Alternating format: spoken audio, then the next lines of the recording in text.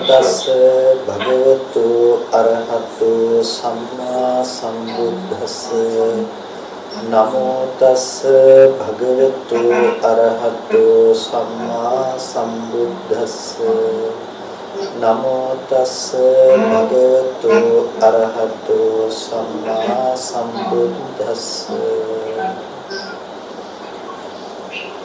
ශ්‍රද්ධා සම්පන්න කාරුණික පින්තුනි, හැමදෙනාම බොහෝම ශ්‍රද්ධාවෙන් අපේ ජීවිතවලට බුදුදහම තුළින් බුදුරජාණන් වහන්සේ පෙන්වපු උත්තරීතර දර්ශනය තුළින් ලබාගත හැකි සැනසීමේ මඟ පිළිබඳව ශ්‍රවණය කරන්නට සූදානම් වන මොහොත. පින්තුනි, අපි හැමදෙනාම අනන්ත ප්‍රමාණ සසර ගමනක සැරිසරන ඇත්තෝ. හරියට මහා හුළඟකට අහු වුණ වියලුණු කොළ මේ අත ගහගෙන යනවා වගේ වේලාවකට പ്രേත ලෝකවලට සතර අපායන් හිතිරිසන් ලෝකයන් ආදී තැන්වලට ඒ වගේම මනුෂ්‍ය ලෝකයට දිව්‍ය ලෝකාදී තැන්වලට ධාත්ම ලෝකවලට මේ හැම තැනකටම ප්‍රතිසන්දි වශයෙන් ගමන් කරන ඇත්තෝ. එතකොට මේ හැම තැනකටම මේ විදිහට ප්‍රතිසන්දි වශයෙන් ගමන් කරන අපි කර්මයම දායාද කොට කර්මයම සහායකයක් කරගෙන කර්මයම නෑදෑය කරගෙනයි වාසය කරන්නේ. පින්තුනි, මෙහෙම කර්මය සහායකයක් කරගෙන ඉන්න අපේ සසර ගමන පිළිබඳව භාග්‍යවතුන් වහන්සේ අනමතග්ග සංයුත්තේදී අපේ කාට බොහොම පැහැදිලිව දේශනා කරලා තියෙනවා. අනන්ත අප්‍රමාණ සසර ගමනක සැරිසරනකොට මේ සසර ගමනේදී මව මරුණු දුකට හඬපු කඳුළු ප්‍රමාණය එකතු කළොත් ඒ මව මරුණු දුකට හඬපු කඳුළු ප්‍රමාණය මේ සතර මහා සාගරයේ ජලයට වඩා වැඩි කියලා. පියා මරුණු දුකට හඬපු කඳුළු එකතු කළොත් ඒ කඳුළු ප්‍රමාණය මේ සතර මහා සාගරයේ ජලයට වඩා වැඩි කියලා. ඒ වගේම දුව පුතා මැරිලා ඒ දුකට හඬපු කඳුළු එකතු කළොත් ඒ කඳුළු ප්‍රමාණය මේ සතර මහා සාගරයේ ජලයට වඩා වැඩි කියලා. පින්තුනි, අපි කවුරුත් මේ මහා සමුදුරු පරයා හඬපු කඳුළු පෙළපු ඇත්තෝ. ඒ වගේම මේ මහා සමුදුරු පරයා ලේ පෙළපු ඇත්තෝ. ඒ බඳු සසර ගමනක සැරිසරන අපිටයි භාග්‍යවතුන් වහන්සේ මේ සසර දුකින් එතර වීමේ ඒකායන මාවත දේශනා කළේ. ඒ ඒකායන මාවත තුල අපිට පුළුවන්කම තියෙනවා සියලු දුක් දෝමනස්යන් දුරු කරගන්නට අවශ්‍ය උත්තරීතර අවබෝධයක් කරා ලම් වෙන්නට අවශ්‍ය දැක්මක්. ඒ දැක්ම තුළ මේ ජීවත් වෙනකොටම අපේ ජීවිතයට දුක එන පැතිකඩවල් වහලා දාන්නට පුළුවන්කම තියෙනවා. ඒ නිසාමයි බුදුදහම බුදුරජාණන් වහන්සේගේ දර්ශනය සුවිශේෂවත් වෙන්නේ. පින්තුනි, ඒ නිසා අපි කතා කරන දහම ප්‍රායෝගික විය යුතුයි අපේ ජීවිතවලට.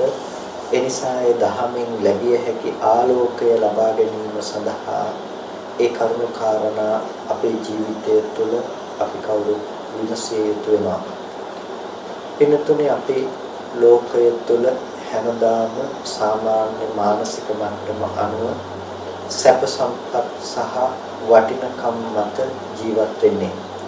ඒ නිසාමයි ලෝකයේ තුලට අපේ වටිනකමක් හිමි වෙලා තියෙන්නේ. ඒ වටිනා දේවල් කෙරෙහි අපේ ජීවිතේ අපේ හිතවල කැමැත්ත උපදිනවා. ඒ උපදින කැමැත්ත පවතින තැන් හැටියට අපි දකින්නේ එළියේ පවතින ලෝකය.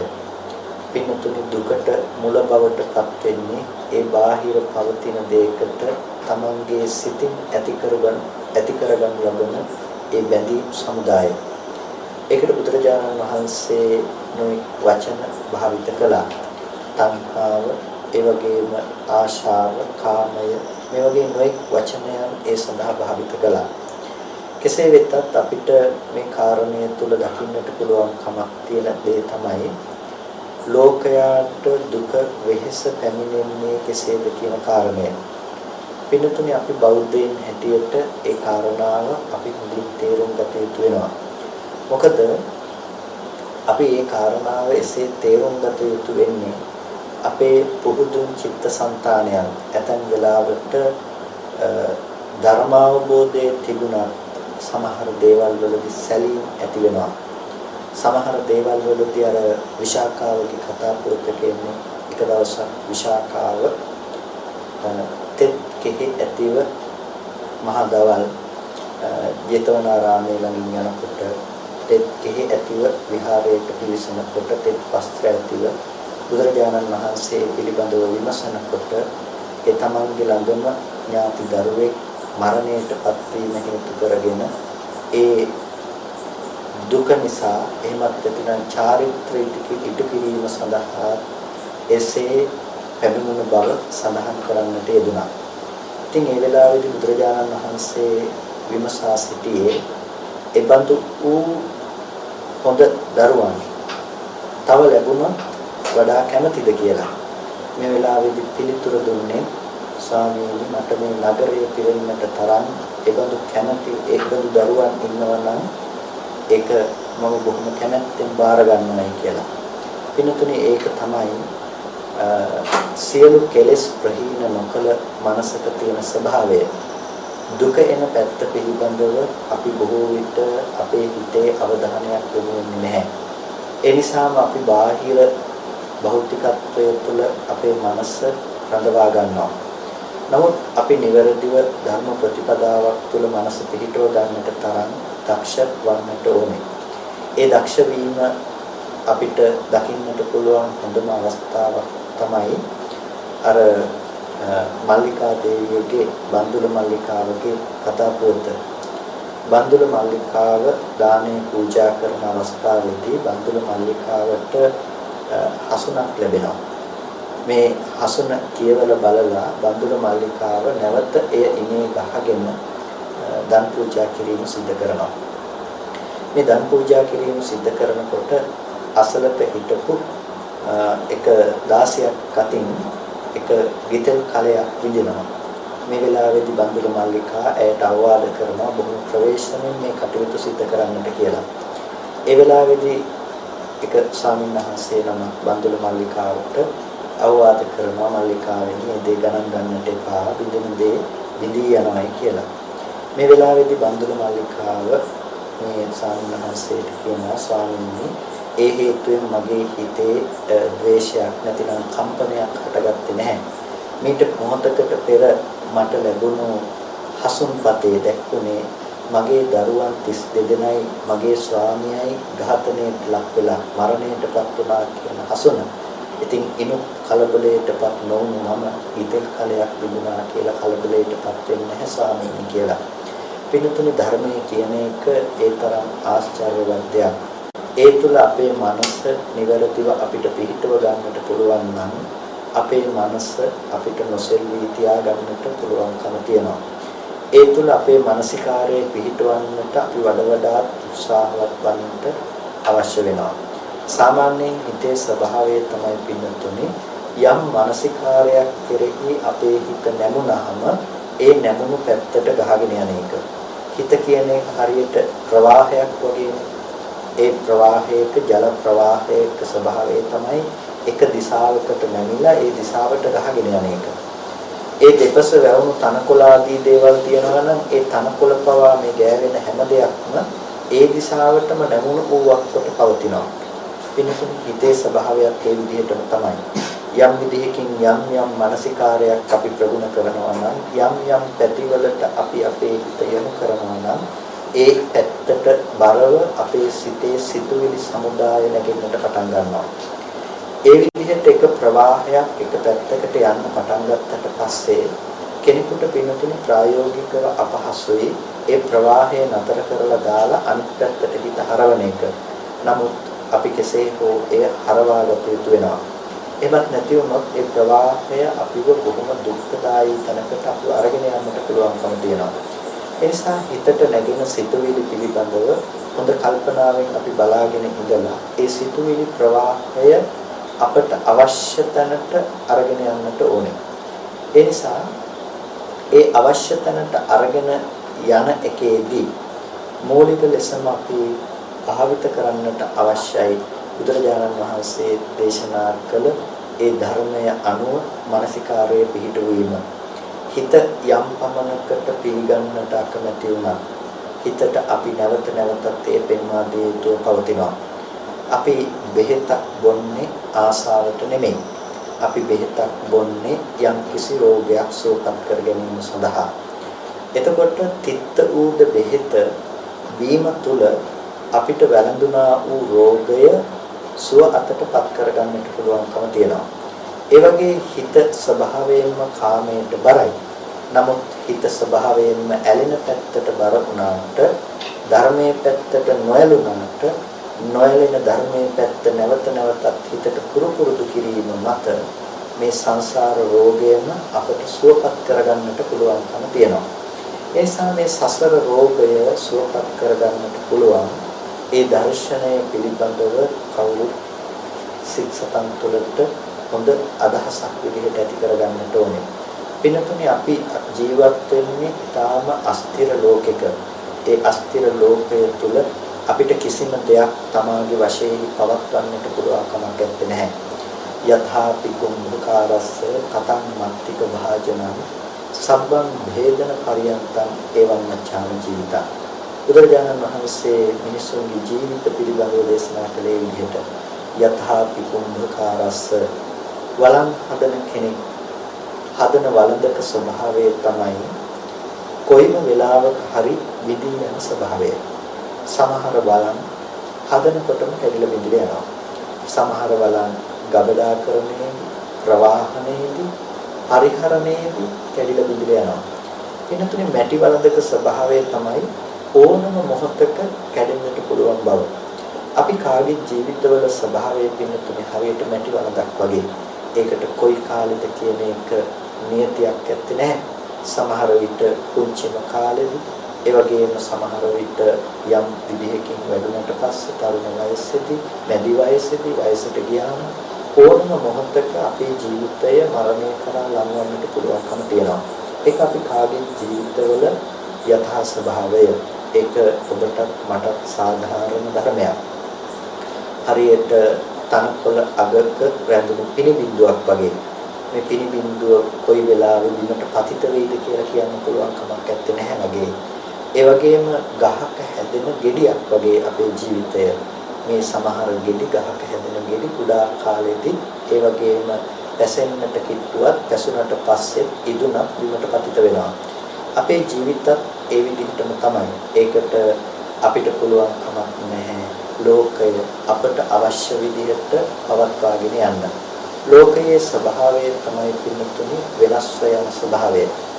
ඒකට හේතුව තමයි ලෝකයේ තුල පවතින එකම න්‍යාම ධර්මයක්. ඒ තමයි අනාත්මතාවය. අනාත්මතාවය කියලා කියන්නේ අපිට මේකේ අසාර අර්ථයක් තියෙනවා. අත්තසාර සාරේන අසාරෝ මේක ආත්මසාර වශයෙන් අසාරයි. ආත්මසාර වශයෙන් අසාරයි කියලා කියන්නේ අවශ්‍ය පවත්ත සලක්ෂණ වශයෙන් තම වශයෙන් පවත්වන්නට පුළුවන් කමක් නැත්තේ නැහැ. අපි කාටත් අවශ්‍ය වුණාට මේක අපිට ඕන විදිහට පවත්වා ගන්නට කියලා මේක අපිට ඕන විදිහට පවත්වා ගන්නට පුළුවන් කමක් නැත්තේ නැහැ. ඒ නිසා අපි නිරන්තරයෙන්ම මේ ගැන මෙනෙහි කිරීම කළ යුතු වෙනවා. අපේ වශයෙන් මේ ලෝකය පවත්වන්නට පුළුවන් කමක් නැහැ කියන එක. ඒ හා සමගාමීව අපිට ලොකු ධර්මයක් අවබෝධ කරගන්නට පුළුවන්කම තියෙනවා. වඩාත්ම ප්‍රධානම දේ තමයි පින්නතුනේ අනාත්ම ධර්මය අවබෝධ කර ගැනීම. අපි අනිත්‍යතාවය කියනවා, දුක්ඛතාවය කියනවා, අනාත්මතාවය කියනවා. එතකොට යදනිච්ඡන් තං දුක්ඛං යම් දුක්ඛං තදනත්තා. යමක් අනිත්‍ය නම් ඒක දුකයි, යමක් දුක නම් ඒක අනාත්මයි. අනිත්‍ය සහ දුක කියන ධර්මයේ පවා උපස්තම්භක වෙන්නේ අනාත්ම ධර්මයේ ගෙනල්ලා දෙන්න. මොකද ලෝකයේ අපිට තියෙන්නේ ආත්ම සංකල්පනාවක්. ආත්ම සංකල්පනාවක් කියලා කියන්නේ මේ රූපය අනාත්ම සතර මහා ධාතු රූපය ඒ වගේම සතර මහා ධාතු ඇසුරු කරගෙන පවතින වර්ණ සටහන් ආදී මේ සියලුම දේවල් අපිට හම්බ වෙන්නේ ආත්ම සංකල්පයක් විදිහට. ආත්ම සංකල්පයක් විදිහට ඒ දේවල් හම්බ වෙනකොට අපිට සත්වය පුද්ගලය කියලා අපි මේ දේවල් ඇසුරු කරන්නට පුරුදු වෙනවා. ඒ වගේම මේ දේවල් අනුව අපි ප්‍රියමනාපකම අප්‍රියමනාපකම අපේ ජීවිතේ ඇති කරගන්නවා. ඒ දේවල් මත තමයි අපි ලෝකය පිළිබඳව තීරණය කරන්නේ. අපි අකමැති දේවල් ඉවත් කරගන්නට, කැමති දේවල් ළඟින් තියාගන්නට උත්සාහවත් වෙනවා. හැබැයි දැන් අපි කැමති දේ කියලා අපි අල්ලගෙන තියෙන හැම දෙයක්ම අපි අල්ලගෙන තියෙන පිළිතුරේ අපේ මතකයන් එහෙම නැත්නම් ආශ්‍රව සමුදායක් එකතු කරගෙන ඒ ආශ්‍රව සමුදාය එකට තවරලා තමයි මේ දේ එකතු කරගෙන තියෙන්නේ. ඒක හරියට අපිව දුකටපත් කරන්න පුළුවන් හලාහල විෂක් පේන්නේ නැති වෙන්න ඒක ලස්සන විදිහට ගාලා චොකලට් ටිකක් තවරලා කන්න පුළුවන් පැණිරස කෑමක් හදලා තියනවා වගේ දෙයක්. ඒ වගේ අපේ ජීවිතය හැම වෙලාවකදීම මනස පුරුදු වෙලා තියෙන්නේ අර හටගෙන නැති වෙලා යන ධර්මයේ පෙන්වන්නේ නැතුව ඒ ධර්මයේ පුරාවට අපි බොහෝ කාලයක් තිස්සේ රැස් කරගත්ත කෙලෙස් සමුදාය ආශ්‍රව සමුදාය එකතු කරලා ඒ මත තවරලා අපි ඒ ටික විඳින්නට පුරුදු වෙලා තියෙනවා. එතකොට අපි සාමාන්‍යයෙන් තලු මරන්නේ අපේ මනසමයි. අපි හිතනවා අපි විඳින්නේ බාහිර ලෝකයේ තියෙන දේ කියලා. නමුත් අපි විඳින්නේ බාහිර ලෝකයේ තියෙන දේ කියලා අපි කල්පනා කළාට පින්තුණි යථාර්ථයේ බවට පත් වෙන්නේ බාහිර ලෝකය විඳිනවා කියලා ලෝකය ඇති බවට ගෙනවිද්දෙන අපේ මනසම අපි විඳිනවා මිසක කිසිම මොහොතක අපි ලෝකය විඳීමක් සිද්ධ කරන්නේ නැහැ. ඒ නිසා අපිට තේරුම් ගන්නට තියෙන යමක් මේකේ. අපි සංකල්පමය වශයෙන් හැසිරෙන ලෝකයේ තියෙන යථාර්ථය පිළිබඳව අපි යමක් තේරුම් ගත යුතුයි. ඒ කියන්නේ අපි හැම මොහොතකම විඳින්නේ අපි හැම මොහොතකම කල්පනා කරන්නේ අපි එකතු කරගත්ත ආශ්‍රව ටිකක්. එකතු කරගත්ත අපි කොටින්ම කතා කරොත් රළු මට්ටමින්ම අපි එකතු කරගත්ත අපේ මතකයන් සමුදායක්. එතකොට ඒ මතකයන් සමුදාය අතර අපි සැරිසරනකොට ඒක ASCII අපි නැවත නැවත මෙනෙහි කිරීම කරනකොට පින්නතුනේ ඒ දේ ඇසුරු කරගත්ත දුක වෙහෙස විඩාව අපේ ජීවිතයට ලං වෙන්න පටන් ගන්නවා. ඒ නිසා අප ඒ ඔස්සේ රැඳෙන්නේ නැතුව අපි නිවැරදි දිශාවකට අපේ මනස එතනින් ගලවලා තියාගන්නට ඕන. ඒ කියන්නේ අපි හැම වෙලාවකදීම බාහිර ලෝකයට ඇඟිල්ල දික් කරන්න මෙන්න මේ නිසයි මේ හේතුව නිසයි මගේ ජීවිතේට සැපක් ඇති වෙන්නේ නැතිනම් මගේ ජීවිතේට දුකක් ඇති වෙන්නේ කියලා අපි ඒක බාහිර ලෝකය තුලින් දකින්න කැමතියි. එතකොට මේ කැමැත්ත නිසාම තමයි අපි ලෝකේ තියෙන දේ වෙනස් කරලා අපිට ඕන විදිහට පවත්වගෙන අපි ඒ සැප පවත්වා ගන්නට උත්සාහවත් වෙන්නේ. නමුත් අපි තේරුම් ගත යුතු වෙනවා අපි බලාපොරොත්තු වෙන තැන තියෙන වරද මොකක්ද කියලා. ඒ තමයි එකක් අපිට ලෝකය කියන දේ අපිට අවශ්‍ය විදිහට පවත්වන්න පුළුවන් කමක් නැත්තේ. ඒකට හේතුව තමයි අනාත්ම සතර මහා ධාතුව කියන දේ අපිට ඕන විදිහට මේ ධාතු සංයෝගය අපිට අවශ්‍ය විදිහට පවත්වන්න පුළුවන් කමක් නැතිකම. අනිත් දේ තමයි හැම වෙලාවකදීම අපි විඳින්නේ සතර මහා ධාතුව නෙමෙයි සතර මහා ධාතුව ඇති තැනක අපි උපාදාන වශයෙන් ග්‍රහණය කරගත්ත අපේ සංකල්පනාව කියන එක. එතකොට ඒ සංකල්පනාව විඳින අපිට ඒ දේ අපි දකින්නේ ලෝකෙට අයිති දේ හැටියට. ඒ නිසා තමයි ධාතුව වෙනස් වෙනකොට අපි කැමති දේ වෙනස් වීම නිසා එන දුක අපේ ජීවිතේට ලැබෙන්නේ. එතකොට දුක ඇති කිරීමේ ප්‍රධානම හේතුව බවට පත් වෙන පිළිතුරේ Taman තුල තියෙන කැමැත්ත. ඒ නිසා තමයි බුදුරජාණන් වහන්සේ දේශනා කරන්නේ ප්‍රිය දේ නිසයි ජීවිතේට දුක එන්නේ කියලා. මේ ප්‍රිය දේ නිසයි දුක එන්නේ කිව්වහම මේක එදා බුදුරජාණන් වහන්සේගේ කාලෙදී එච්චරම සමහර අය පිළිගන්නට ලෑස්ති වෙන්නේ නැහැ. කොසල් රජුරුවන් පවා මේ කාරණාව ටිකක් දැරිව ප්‍රශ්න කළා කොහොමද ප්‍රිය දේ නිසා දුක එන්නේ කියලා. අන්තිමේටම මල්ලිකා දේවිය මේක බුදුරජාණන් වහන්සේගෙන් විමසලා නැවත මල්ලිකා දේවිය රජුරවන්ට මේ කාරණාව පැහැදිලි කරලා දෙනවා. රජතුමනි ඔබට ඔබේ වජිරී කුමාරිකාව ප්‍රියද? එතකොට කියනවා රජුරෝ මට වජිරී කුමාරිකාව මගේ ජීවිතය වගේ බොහොම ප්‍රියයි මම බොහොම ආදරෙයියට. එතකොට මල්ලිකා දේවිය නැවත අහනවා රජතුමනි ඔබට වජිරී කුමාරිකාව ලෙඩ වුණොත් දුකටපත් වුණොත් මරණයටපත් වුණොත් ඔබට මොකද හිතෙන්නේ?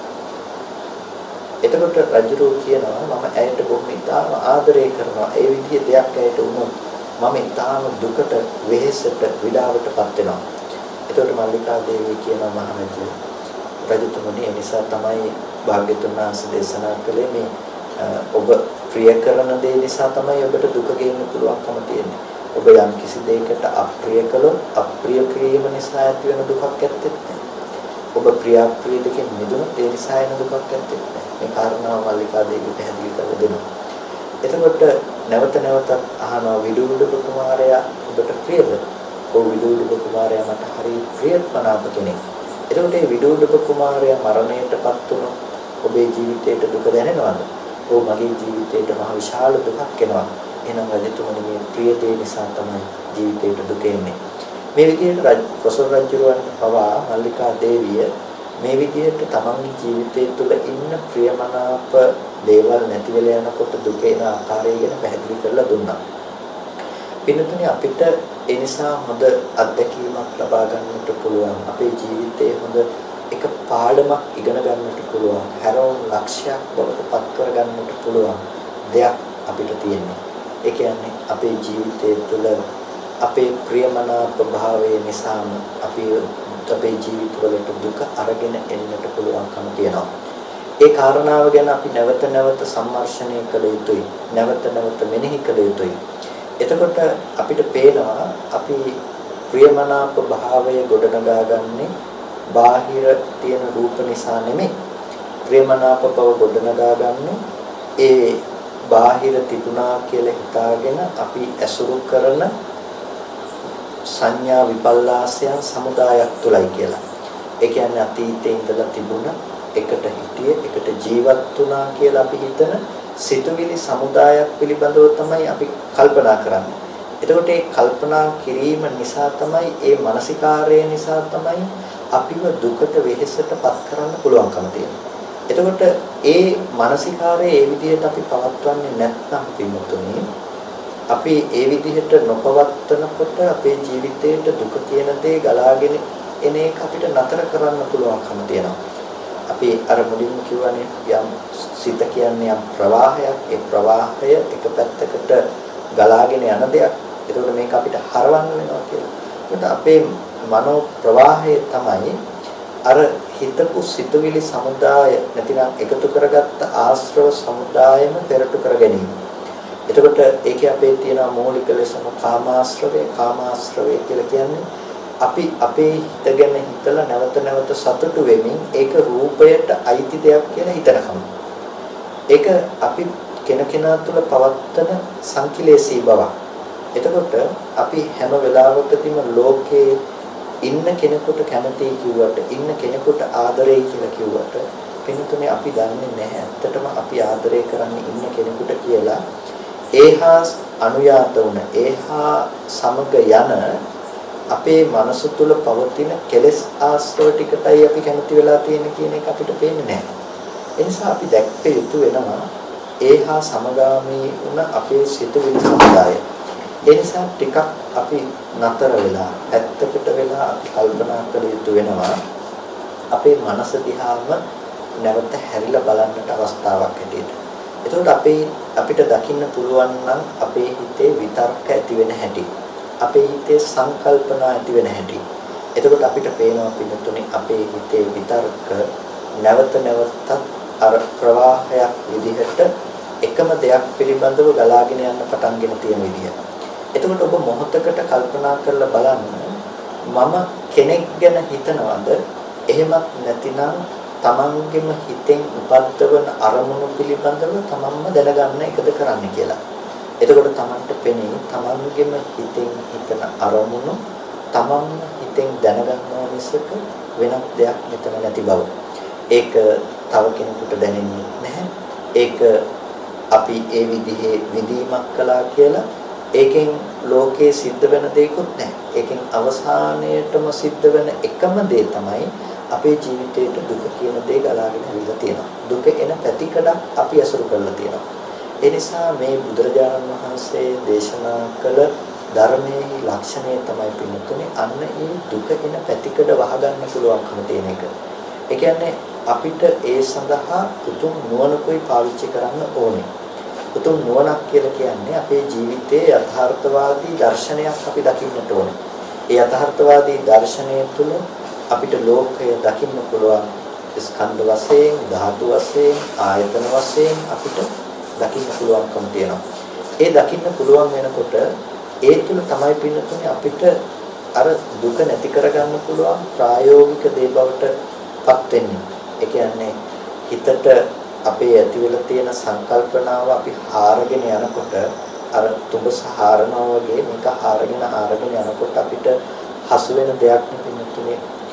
හොඳට හිතලා බැලුවොත් අපි ඇසුරු කරන ආදරෙන් ඇසුරු කරන අරමුණේ ඇත්ත හොයාගෙන ගියොත් දරුවා කියලා කියන එක රූපෙට අයිතිද?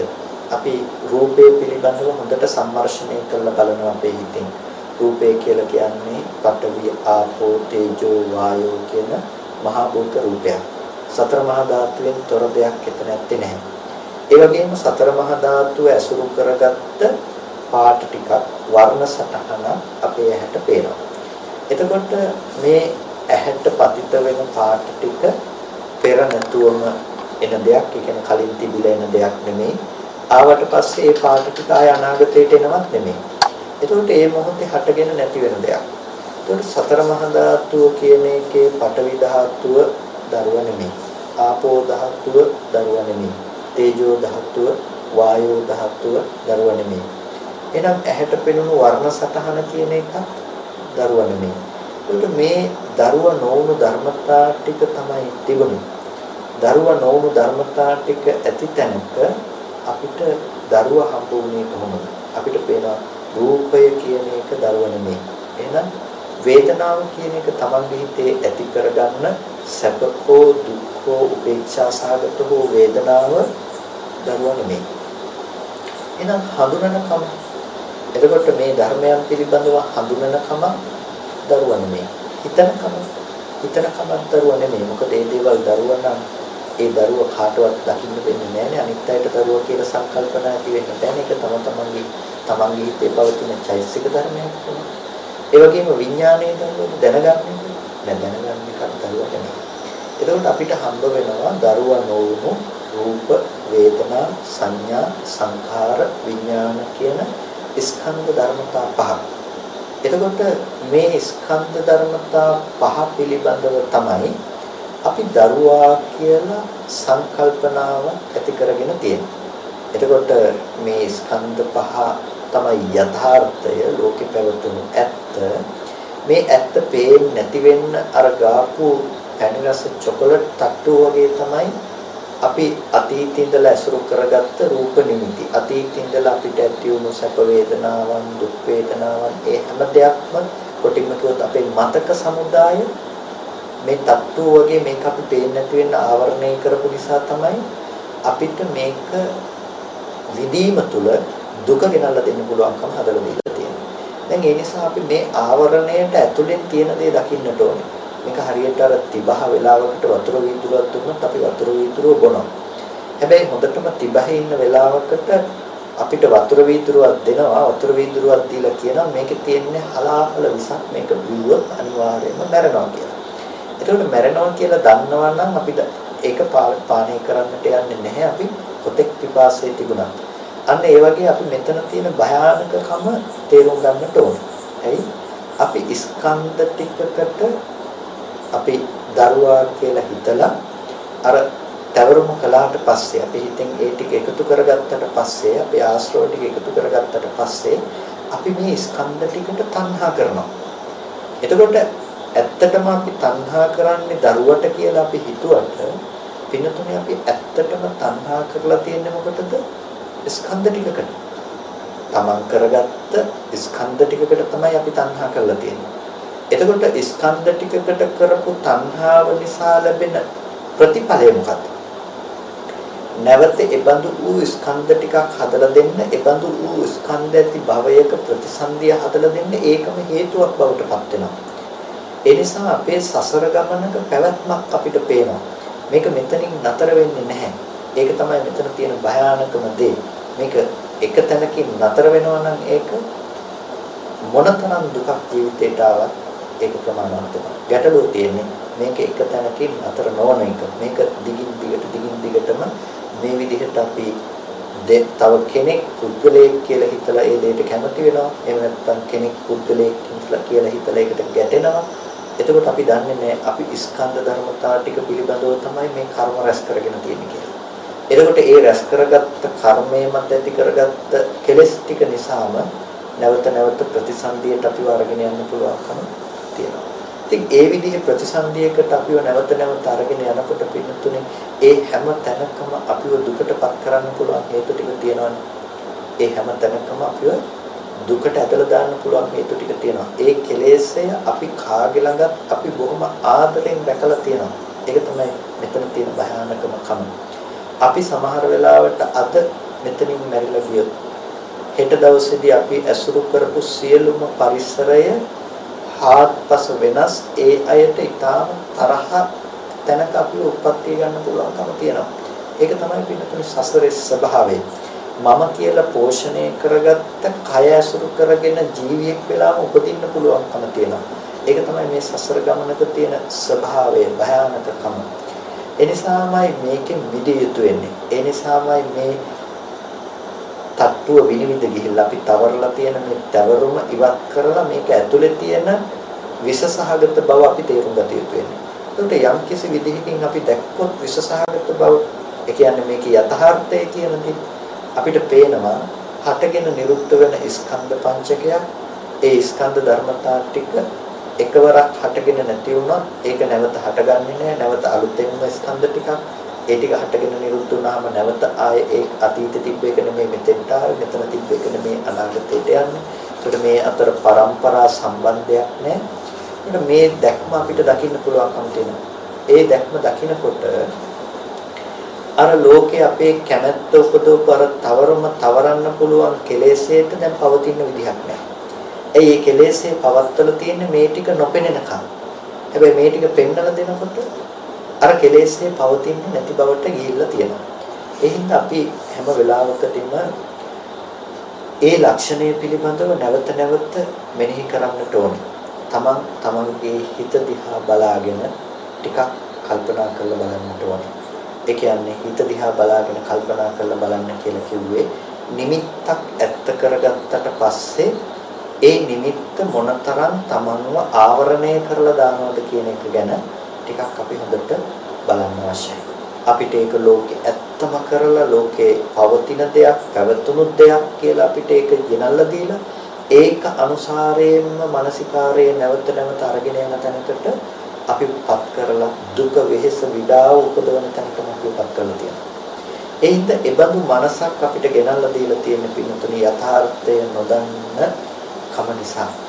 ඉතින් බුදුරජාණන් වහන්සේ නම ලෝකේ පහළ වෙලා අපිට පෙන්වලා දුන්නේ ඒ බඳු මනසක ජීවත් වෙන අපිට ඒ වගේ තැන්වලදී අසරණ නොවීම පිණිස අපිට මේ දැක්ම පෙන්වලා දුන්නා. ඔතන ওই විදිහට දකින්න එපා. ඔතන දකින්න මේ විදිහට ස්කන්ධ ධර්මතා ටිකක් හටගෙන නිරුද්ධ වෙන බව, ආයතන ධර්මතා ටිකක් හටගෙන නිරුද්ධ වෙන බව. එතකොට ස්කන්ධ ධර්මතා ටිකක් පිළිබඳව අපි රූපය හටගෙන නැති වුණා කියලා අපි දුකටපත් වෙන්නේ, වේදනා ස්කන්ධය හටගෙන නැති වුණා කියලා දුකටපත් වෙන්නේ නැහැ. සංඥා සංස්කාර විඥාන කියන ස්කන්ධයන් හටගෙන නිරුද්ධ වුණා කියලා අපි දුකටපත් වෙන්නේ නැහැ. ඒකට අපිට එතනදී පෙන්වලා දෙනවා අපේ ජීවිතයේ තියෙන යථාර්ථයම පෙන්වලා දෙනවා. එතකොට දැන් අර හලාහල විෂ දැක්කම අපි ඒක පානය කරන්නේ නැහැ වගේ මේ යථාර්ථය දැක්කට පස්සේ මේ යථාර්ථය පිළිබඳව අපේ හිතේ සංකල්පනා නැගෙන්නේ නැහැ. මේක අල්ලගන්න පුළුවන් කියලා කෙලෙසයක් විදිහට. ඒ නිසා තමයි අර සබ්බ සංඛාරේසු අට්ඨේයති හරායති jigucchati කියලා වචන ටිකක් පාවිච්චි කරන්නේ. මේ සියලු සංස්කාර ධර්මයන්ගේ හේතු නිසා සකස් කරපු මේ සියලු සංස්කාර ධර්මයන්ගේ එයා අට්ඨේයති හරායති jigucchati. එයා පීඩාවටපත් වෙනවා. ඒ වගේම එයා ඒක පිළිකුල් කරන ප්‍රතික්ෂේප කරන කෙනෙක් බවට පත් වෙනවා. එයා ඒකෙන් ලැජ්ජිත වෙනවා. මොකද මේ සංස්කාරයක් නැතිනම් හේතු නිසා සකස් වුණ ධර්මයක් අපි පුද්ගලයෙක් කියලා ගත්තට පස්සේ ඒ පුද්ගලයෙක් කියලා අල්ල ගැනීම නිසා පින්නතුනි අපි දුක කියන දේ උපද්දගෙන නිකන් දුක් විඳිනවා. අපි කියනවා ලෝකේ නිසා තමයි මට දුක එන්නේ කියලා. අපි දන්නේ නැහැ අපේ හිත නිසාමයි අපි දුක උපද්දගත්තේ කියලා. ඒ නිසා අපි අපේ හිත ගැන අපි තේරුම් ගන්නට ඕන. ඒ හිත ගැන තේරුම් ගත්තොත් හිත රැක්කොත් විතරයි පින්නතුනි ඔය හැම පැත්තකින්ම අපේ හිතට රැකවරණයක් සපේ ගන්න පුළුවන්කම තියෙනවා. නාහම් වික්ඛවේ අඤ්ඤං ඒක ධම්මං සම්පස්සාමි යං එවං රක්ඛිතං මහතෝ අත්ථාය සංවත්තිති.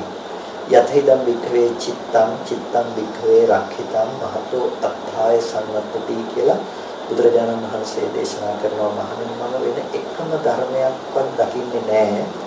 හොතට රැකගත්තොත් මේ ලෝකෙ ගෙනල්ලා දෙන්න පුළුවන් මහත්ම අර්ථය ගෙනල්ලා දෙනවා නම් හිත තරම් වෙන එකදු ධර්මයක්වත් දකින්නේ නැහැ. මහණෙනි හිත රැක්කොත් මේ ලෝකෙ ගෙනල්ලා දෙන්න පුළුවන් උපරිම රැකවරණය, උපරිම ආරක්ෂාව, උපරිම නිවීම කියන දේ ගෙනල්ලා දෙනවා කියලා.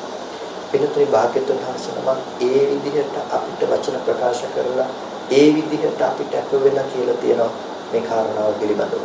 ඒ හින්දා අපි අපේ ජීවිතයේ තුල අපි අපේ හිත රැක ගන්නට ඕනේ.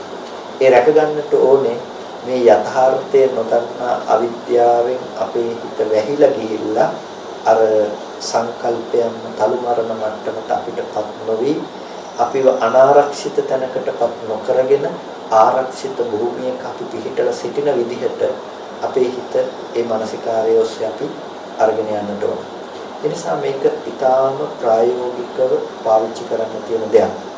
ඔබේ මනස පිළිබඳව පළවෙනිම දේ අපි පියවරවල් විදිහට කතා කළොත් ඔබට පුළුවන් ඔබේ මනස පිළිබඳව ටිකක් මෙහෙඳව ඉඳගෙන කල්පනා කරලා බලන්න. එතකොට ඔබට සිතුවිලි ඔබේ හිතට ඇති වෙන විදිහ ගැන ටිකක් කල්පනා කරලා බලන්න. එතකොට පේනවා අපිට දුක කියන දේ උපදින්නේ කොහොමද කියලා. දුක කියන දේ උපදින්නේ අපේ හිතේ ඇති කරගන්න සංකල්පනාවන් අනුව කියන එක ඔබට දකින්න පුළුවන්කම මේ වෙලාවේදී තියෙනවා. මේකෙදී මේ හොඳ අද කාලේදී සිද්ධ වුණේ නැතිනම් අපේ කිරියම් ආච්චි මේකට අවස්ථාවක් ගැන කියලා දෙනවා. ආච්චි මේකෙදි කියනවා ආච්චිගේ පුතා එහෙම නැතිනම් අපේ මාමා නැති වුණ වෙලාවකදී එයා අකාලේදී නැති වුණා. ඉතින් ආච්චි ටිකක් බන අහලා තිබුණා හොඳට. ඉතින් ගිහිල්ලා මේ ගැන කල්පනා කරලා එතෙන්ට ගිහිල්ලා කල්පනා කරලා හිතලා බලනවා මේ මම ආදරෙන් හදාගත්ත දරුවා නේද කියලා අර පුංචි කාලේ ඉඳලා තිබුණු සිතුවීම් පිළිබඳව හිතලා බලනකොට පපුව කඩාගෙන යන තරමේ මහා දුකක් මහා වෙහෙසක් මේ හිතට දැනෙන්න පටන් ගත්තා. ඒ වගේම ඒක ගැනම හිතනකොට නෑ මේ මගේම හිතෙන් ඇති කරගත්ත මේ සංකල්පනා ටිකක් නේ මම මේ ගැන බලන්නේ. මෙතන පවතින එහෙම ධර්මතාවයක් නෙමෙයි කියලා ඒ පැත්තට බලනකොට හිත දිහා බලාගෙන ඉන්නකොටම ඒ දුක නිකම්ම තුනී වෙලා යන්න පටන් ගත්තා. ඉතින් ඇවිල්ලා බොහොම ඉන්දුනා ස්වාමීන් වහන්සේට අපිට මේ ධර්මයේ පිළිබඳව ධර්මයේ තියෙන ආශ්චර්යවත් ස්වභාවය පිළිබඳව දුක නැතුව ඉන්න පුළුවන්කම ලැබුණ ස්වාමීන් වහන්සේ ධර්මයේ නිසා කියලා. ඒ නිසා අපේ ජීවිතයේ එදිනෙදා අපිට දැනෙන අපිට විඳින්නට ලැබෙන ඕනම දුකකදී ඕනම වෙහෙසකදී පින්නතුනේ ධර්මය හා සමාන වෙන ඖෂධයක් නැහැ. මොකද කයට නම් අපිට කොහෙන් හරි ඖෂධ සපය ගන්න පුළුවන්. නමුත් අපේ හිතේ ඇති වෙන දුකට, වෙහෙසට, දෝමනස්යන්ට දුක සපය ගන්න ඖෂධයක් නැහැ. ඒකට තියෙන එකම ඖෂධය තමයි ධර්මය. ඒ ධර්මය කියලා කියන්නේ බොරුවට අපිව රවට්ටලා කියන දෙයක් නෙමෙයි. ලෝකේ අපි පිළිගන්න අකමැති වුණත් තුවාලයේ පාරලා තුවාලයේ සුද්ධ කරලා බෙහෙත් දානවා වගේ හිත පිළිගන්නට අකමැති වුණා ඒකේ ඇත්තටම හාරලා යථාර්ථයම ප්‍රකට කරලා දෙන දෙයක් ධර්මය කියලා කියන්නේ. එතකොට හරියට අර බුදුරජාණන් වහන්සේ වෙලාවකට පැහැදිලි කරන උදාහරණයක් ඒ කියන්නේ අර කටුවක් හිරවුණොත් යම් ළමයෙකුගේ උගුරේ ඒ කටුව සමහර වෙලාවට ලේ ගැලුවත් ඒක කටුව ගලවලා ගන්න වෙනවා. ඒ වගේ ඒක එයා ඒ දරුවා කෙරෙහි අනාදරය නිසා කරන දෙයක් නෙමෙයි ආදරය නිසා කරන දෙයක්. ඒ වගේම තමයි පින්නතුනේ අපිට සමහර වෙලාවට හිතට දුක එන්න පුළුවන්කම තියෙනවා. එතකොට මේ මානසිකාරයේ කෙරෙහි හිත නැමෙන්නේ නැති වෙන්නත් පුළුවන්කම තියෙනවා. නමුත් හිත අකමැති වුණත් නැමෙන්නේ නැති වුණත් මේ කෙරෙහි අපි හිත නමන්නට උත්සාහවත් වෙන්නට ඕනේ. ඒ උත්සාහය වීර්යය කළොත් අපිට පුළුවන්කම තියෙනවා ඊට වඩා වැඩි දුකකට අපිවපත් වෙන එකෙන් අපේ හිත ගලව ගන්න අපිට පුළුවන්කම තියෙනවා. ඒ නිසා අපේ මනස ඒ ධර්මයේ තුල හොඳට පිහිටවලා හොඳට බලන්නට ඕනේ. ඒකෙදි අපි කතා කළේ පළවෙනි පියවර ගැන. ඒක තමයි අපි හොඳට පැත්තකට වෙලා අපේ හිතේ සාමාන්‍ය සිතුවිලි නැගෙන ආකාරය පිළිබඳව අපි ටිකක් හිත දිහා පාඩුවේ බලාගෙන ඉන්න එක. ඊට පස්සේ දෙවෙනි පියවර තමයි අපේ හිතේ නැගෙන අරමුණ පිළිබඳව අපි ටිකක් හොඳට කල්පනා කරලා බලනවා මේ අරමුණේ මේ විතර්කයේ මූලය මොකක්ද කියලා. මේ විතර්කය පටන් ගත්තේ මේ විතර්කයේ ආරම්භුනේ කොහොමද කියලා. එතකොට අපිට පේනවා මේ විතර්කය හා සම්බන්ධ අවස්ථාවන් මොනවද? එතකොට අපි මතක් කරගත්ත දේවල් දිහා බලනකොට ඒ දේවල් වල ඇත්තම කතාව මොකක්ද කියලා අපිට හිතෙනවා දකින්න පුළුවන්කම තියෙනවා. එතකොට ඒ වෙලාවට බලන්න ඒක ඇත්තටම ලෝකෙ තුල දැන් තියෙන දෙයක්ද එහෙමත් නැතිනම් තිබුණා කියලා තමන් විසින්ම අරමුණක් විදිහට බද්ද ගන්න දෙයක්ද කියලා. එතකොට තමන්ට දෙවැනි අධීරයේදී දකින්න පුළුවන්කම තියෙනවා ඒක තමන්ගේ සිත තුළම පවතින උපද්දගත් අරමුණක් කියලා. ඒ අරමුණක් කියලා පේනකොට හොඳට තුන්වෙනි අධීර හැටියට දකින්න ඒ අරමුණ බාහිර ලෝකයට කිසිම විදිහකින් කිසිම කලෙක අතීතයේදී අයිති වුණෙත් නැහැ වර්තමානයේදී අයිති කරන්නත් බෑ අනාගතයට අයිති වෙන්නේ නැහැ. ඇයි? රූපයේ ස්වභාවය අටවියාපෝ තේජෝ වායෝ කියන ස්වභාවය. ඒ වගේම රූපයේ ස්වභාවය අනාත්ම පාට ටිකක් විදිහට ඇස් හමුවට එනකම ශබ්ද මාත්‍රයක් විදිහට කන හමුවට එනකම මේ අනාත්ම ලක්ෂණ ටිකක් ඒ මොහොතේ හටගෙන නැතුව යන එකක්.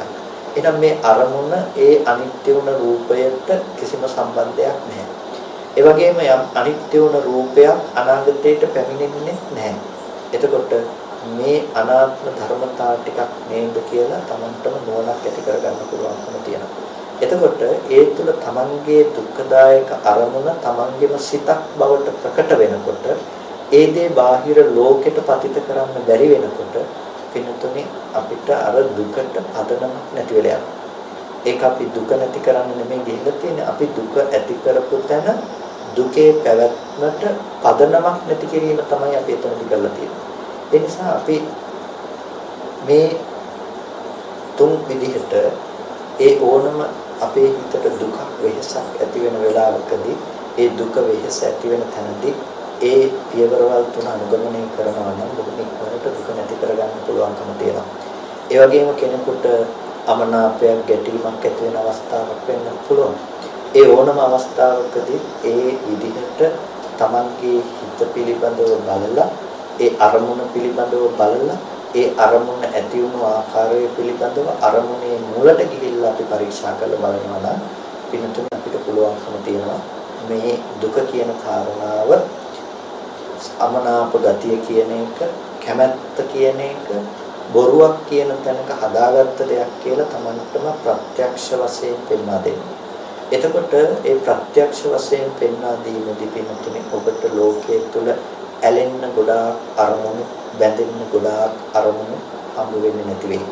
ඒ වගේම ලෝකය කියන එක අනාත්ම ධර්මයක් හැටියට සත්පුද්ගල භාවයෙන් හිස්සුන ධර්මයක් හැටියට දකින්න පුළුවන් මේ. සත්පුද්ගල භාවයෙන් හිස්සුන ධර්මයක් සත්‍ය පුද්ගලයෝ කියලා ගත්තොත් එදාට ඒ සත්‍ය පුද්ගලයෝ නිසා එන දුක, වෙහෙස, විඩාව තමන්ගේ ජීවිතයට විඳින්න වෙනවා කියන එක තමන්ට අත්දකින්න පුළුවන්කම තියෙවි. ඒ නිසා හොඳින් මේ කාරණාව පිළිබඳව තමන්ගේ සිතට අදහසක් ඇති කරගන්න. මේක එක පැත්තකින් භාවනාවක්, එක පැත්තකින් තමන්ට හොඳ විදර්ශනා අවබෝධයක් ලබා ගන්න පුළුවන්කම. ඒ වගේම තවත් පැත්තකින් තමන්ගේ හිතට දැනෙන වෙහෙස, තමන්ගේ හිතට දැනෙන දුකක් තියෙනවා නම් ඒ දුක වෙහෙස නිවා ගන්නට පුළුවන් එක පැතිකඩක්. එතකොට අපේ හිතේ ඒ අරමුණු ඒ පසුපස යමක් පසුපස දුක දෙන දෙයක් පසුපස හබා නොයන විදිහට පවත්වා ගන්න පුළුවන්කම තියෙන්නේ ධර්මයේ තුලමයි. ඒ නිසා ඔබට ඒ කතා කරපු විදිහට දර්ශනයේ පැත්තෙන් පිළිසරණක් ලබන්න පුළුවන්කම තියෙනවා. ඒ වගේම සතිපට්ඨානයේ පැත්තෙන් ඔබට පිළිසරණක් ලබන්නට පුළුවන්කම තියෙනවා. දුක්ඛ දෝමනස්සාන සමතික්‍රමයි කියන කිව්වේ දුක්ඛ දෝමනස්යන් සමතික්‍රමණය කරන්න පුළුවන් දෙයක් වෙනවා. එතකොට ලෝකේ ආත්ම සංඥාව නිසා මේ දුක් දුන්නසෙන් ආත්ම සංඥාව වෙනුවට ඔබට අනාත්ම සංඥාව භාවිත කිරීමනේ සතර සතිපට්ඨානයේ තුල ප්‍රධාන වශයෙන් සිද්ධ කෙරෙන්නේ. එතකොට සත්වයේ පුද්ගලයේ නොවන උදෙක්ම ඒ කාය වේදනා චිත්ත ධර්ම කියන මේ ධර්මයන්ගේ පැවැත්ම පමණයි කියලා ඇති කරපු මානසිකාරයක සිත පැවැත්වීමක්. එතකොට මේ ඕනම ක්‍රමයකින් පින්නතුනේ අපේ හිත රැකගන්න ආරක්ෂා කරන්න අපිට පුළුවන්කම තියෙනවා. ඒ නිසා අපි ඒ විදිහට අපේ ජීවිතයට ඒ ධර්මයේ තුලින් සලසාගත හැකි ධර්මයේ තුලින් සැනසීම උරුම කරගත හැකි විදිහට අපේ ජීවිතය පත් කරගන්නට අවශ්‍යයි. ඒ නිසා ඔබ හැම දිනකටම අපි බොහෝම කල්යාණ මිත්‍ර භාවයෙන් සිහිපත් කරන්නේ මේ ජීවිතය තුළ ඒ ධර්මයේ තුල ලබන උත්තරීතර සැනසීම ඒ විදිහටම ලබා ගන්නට අපි උත්සාහවත් වන්න ඕනේ. හොඳයි කවුරුත් කල්පනා කරගන්න මේ සිද්ධ කරගත්ත සියලුම කුසල ධර්මයන් ඔබ සෑම සිල් දෙනාට ඒ ධ්‍රුපති රත්නායක මෑණියන්ට ඒ වගේම රත්නායක මහත්මයාට අපි අනුමෝදන් කරනවා. මේ සඳහා ඒ සම්බන්ධ වුණ තුන්වත් ඔබ සෑම සිල් දෙනාටම ආරණ්‍ය සේනාසන වාසී ඒ සියලුම ස්වාමීන් වහන්සේලාට අපි පුණ්‍යානුමෝදනා කරනවා. රාත්‍රී කාලයේම මේ පින්වතුන් කෙරෙහි අනුකම්පාවෙන් ඒ දරුවාට පුණ්‍යානුමෝදනා කරන්නට වැඩම කිරීම වෙන්නේ හැම දිනකටම මේ සියලුම කුසලය නිරෝගී සුවපත් බව චිරජීවනයේ සලසාගෙන කායික මානසික සංසිල්ල උදා කරගෙන අමා මහ නිවනින් සැනසෙන්නටම හේතු පාරමිතාවක් වේවා කියලා සාදු කියලා පිළිගන්නවා. හොඳයි කවුරුත් වන්දනා කරගන්න. අභිවාදන සීලිස්ස නිච්ඡං වද්දාපචායිනෝ චත්තාරෝ ධම්මා වඩ්ඩන්ති ආයුවන්නෝ සුඛං බලං ආයුරාෝග්‍ය සම්පatti සග්ග සම්පatti මේවච අතෝ නිබ්බාන සම්පatti ඉමිනාතේ සමිජ්ජති.